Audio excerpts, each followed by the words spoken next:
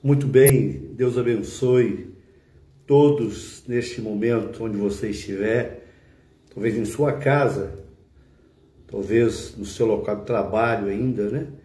Ou de repente no hospital ou numa cadeia pública. Eu não sei onde você se encontra neste momento. Todavia, a importância que tem de nós darmos crédito à palavra de Deus, pois a palavra do Senhor é o meio pelo qual nós nos direcionamos. Nós, como homens, como cidadãos, temos que ter uma fundamentação. A nossa fé precisa estar estabelecida na palavra. Primeiro, porque a fé vem pelo ouvir.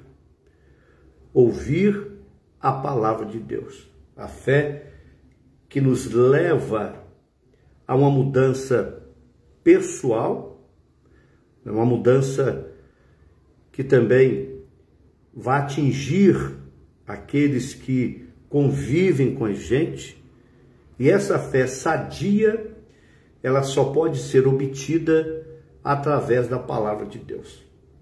E hoje eu quero dividir com você uma palavra muito forte que está no livro de Jonas. O livro de Jonas tem 4 capítulos, 1, 2, 3 e 4. E esse texto, todo esse texto dentro desse contexto,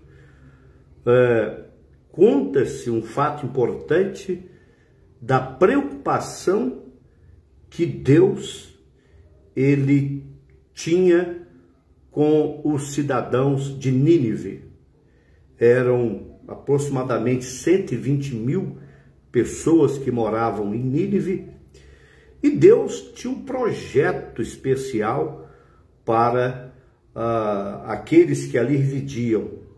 Só que, para que esse projeto pudesse ser alavancado, cumprido, Deus precisava colocar alguém ali. Deus precisava de alguém que ouvisse a sua voz. E Deus, então, determinou que Jonas fosse para Nínive. Ele, logicamente, sabemos da história, não aceitou de bom grado esse mandato que Deus havia dado para ele, porque a história diz que Jonas conhecia aquele povo e sabia que eles eram sanguinários e que eles já tinham feito atrocidades, coisas terríveis, né? O povo de Nínive era um povo sanguinário, matadores. A maneira que eles matavam eram terríveis, eram guerreiros, eles não tinham compaixão. E Deus então disse para Jonas: eu quero que você vá lá e leve uma mensagem. Você não vai falar o que eles querem ouvir, você vai falar a minha palavra, você vai falar sobre arrependimento. Jonas relutou, sabemos do que aconteceu, ele foi para outros lugares. Todavia, Deus fez com que, de forma milagrosa, ele chegasse até Nínive, e quando ele ali chegou em Nínive, ele chegou quebrantado, ele chegou um homem já pronto para obedecer. Porque muitas vezes Deus cria circunstância para nos quebrantar, para nos fazer mais flexíveis, porque há determinado momento na vida do ser humano que nós parecemos inquebráveis, que nós demonstramos uma firmeza que dá até medo, né? Mas Deus fez com que Jonas se quebrantasse. Deus fez com que Jonas ele demonstrasse mais quebrantamento. E assim Deus fez com que ele chegasse ali nas praias através daquele grande peixe. Ele chegou de forma extraordinária, né? Que quando as pessoas souberam que chegou um homem, um profeta, que saiu diretamente da boca de um grande peixe, a credibilidade foi maior ainda. E Jonas começou a andar naquela cidade e começou a pregar aquela mensagem de arrependimento, tipo João Batista, né? Começou a levar aquela palavra poderosa, palavra forte, e as pessoas começaram a dar crédito, porque Deus tinha um propósito com aquelas 120 mil pessoas na cidade de Nínive. Deus tinha um objetivo ali. E para se cumprir o objetivo de Deus, logicamente ele precisa de pessoas, homens, mulheres, jovens, crianças, precisam de pessoas que se dispõem. Lógico que Jonas não queria no início, mas depois ele cedeu. Ele viu que Deus, quando quer, o propósito de Deus é mais importante do que a nossa vontade.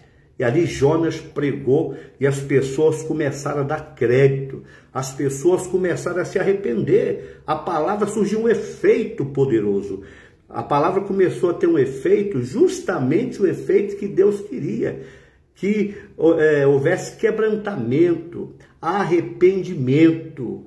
E esta palavra, muito forte, chegou até o rei, chegou até o governador, até o rei de Nínive, chegou até o comandante geral daquela nação. E diz a palavra, quando o rei lá de Nínive, ele ouviu aquela palavra, ele também foi tocado milagrosamente. O homem demonstrou um quebrantamento, ele percebeu a gravidade que estava aquela cidade. Ele percebeu que tudo que o profeta Jonas estava falando era real.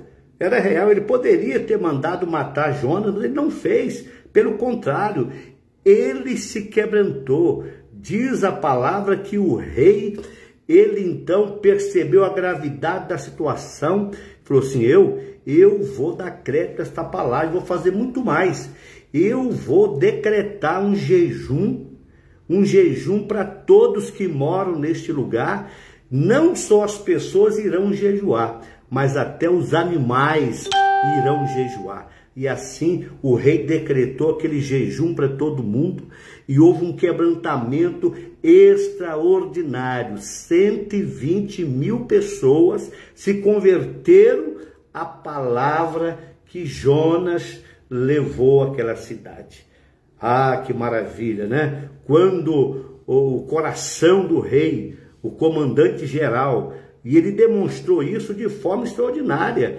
Ele diz a história que ele tirou as suas vestes reais, colocou pano de saco, que isso demonstrava um quebrantamento, humildade, colocou pano, se vestiu de pano de saco, e toda a nação ficou sabendo que ele também estava aceitando aquela palavra. E foi extraordinário o efeito do quebrantamento, do arrependimento. A mensagem de Jonas era a mensagem de arrependimento. Se você não se arrepender, e ele pregava com vontade, sabe por quê? Porque no fundo Jonas, ele não queria que o povo se arrependesse, ele queria que o pau quebrasse na cabeça daquele povo, porque ele foi ali com uma vontade, porque ele sabia que o povo era ruim. Mas Deus, na sua grandeza, ele enxergou famílias naquela cidade. Deus enxergou jovens, Deus enxergou crianças que iriam nascer, Deus enxergou pais de família naquele local. Deus viu ali que o rei, ele foi o primeiro a demonstrar fruto de arrependimento, a ponto de tirar as suas vestes reais, a ponto de tirar aquelas vestes reais e colocar pano de saco, demonstrando quebrantamento e arrependimento. E decretou um jejum. E esse jejum foi um jejum extraordinário. Foi um jejum que transformou a vida daquela cidade do cidadão. Veja só que em crises, em tempos de crise difíceis, realmente o jejum tem um poder tremendo, porque o jejum ele quebranta a nossa carne. O jejum faz com que o Espírito de Deus, o nosso Espírito, tenha domínio sobre a nossa malignidade, né? Porque na realidade não é só eu deixar de comer alguma coisa ou de ingerir líquido. É muito mais do que isso. O que o rei fez, ele naquela hora ele se arrependeu e com certeza procurou demonstrar fruto de arrependimento e consertar algumas mazelas que ele tinha feito, porque ele sabia, se não houvesse fruto de arrependimento, não ia adiantar nada ficar com fome e ficar com sede. Né? Não ia adiantar nada sacrificar a carne, mas aquele sacrifício, quando o rei, juntamente com a nação e os animais, se apresentarem em jejum, estava fazendo justamente o que Paulo havia falado nas suas cartas, quando Paulo fala assim: rogo, pois, ó irmãos, pela misericórdia de Deus, que vos apresenteis como sacrifício vivo, santo e agradável. Quer dizer, aquela atitude de jejum, né, foi uma atitude realmente completa, agradou Deus. Deus viu aquilo.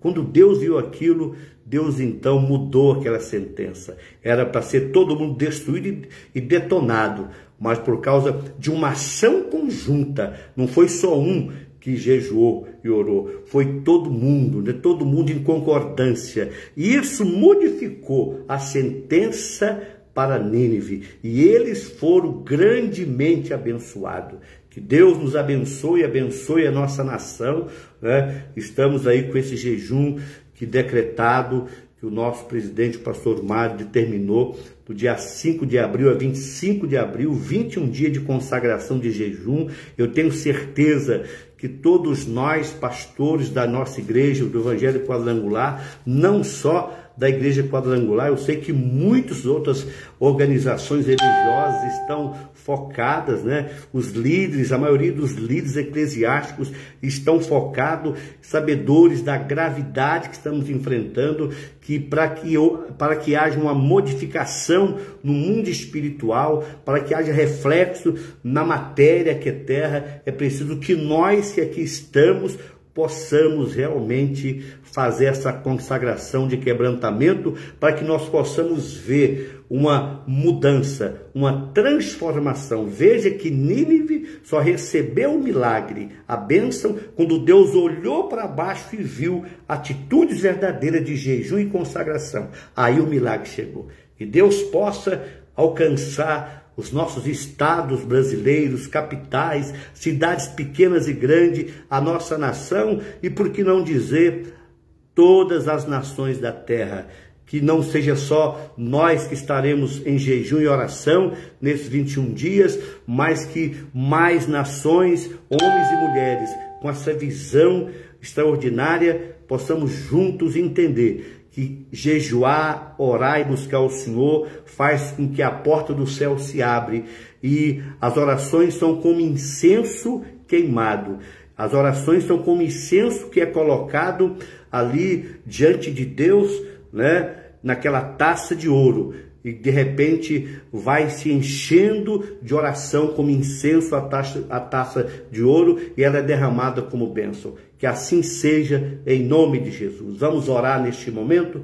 Meu Deus e meu Pai, neste instante nós oramos e pedimos a Tua bênção em favor do nosso Brasil. Senhor, nós oramos em prol do poder executivo, do poder legislativo do nosso país, dos estados, capitais, cidades pequenas e grandes, Senhor. Nós estamos orando nesse exato momento. Ó Senhor, tenha misericórdia. Eu coloco o poder executivo, legislativo e judiciário da nossa nação, de cada estado, capital, cidade pequena e grande. Oro, meu Deus, por todos os governantes desse país, legitimamente, Senhor, eleitos. Oro também pelas autoridades eclesiásticas, que nesse exato momento, oro pelos pastores, suas famílias, seus filhos.